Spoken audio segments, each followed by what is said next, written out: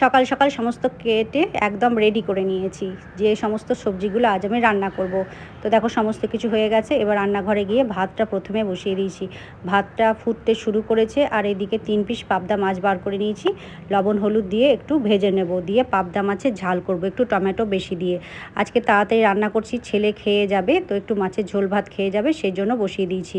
আর একটু কেঁদুরি ভাজবো, ছেলে কেঁদুরি খেতে ভালোবাসে, তো দুটো উনুনে বসিয়ে দিয়েছি যাতে তাড়াতাড়ি হয়ে যায়।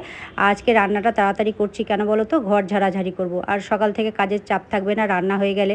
হাজব্যান্ডও ডিউটি চলে গেছে, সকালে মর্নিংয়ে ছিল ডিউটি, আর ছেলেও কলেজ চলে যাবে, তো আমি রান্নাগুলো সেরে এই সমস্ত কাজ করব। তো কুমড়োর তরকারিতে একটু মিষ্টি মিষ্টি ভালো লাগে, তাই একটু চিনি দিলাম, ঢাকা দিয়ে সেদ্ধ হতে দিয়েছি। দেখো হয়ে গেছে, নামিয়ে নিলাম।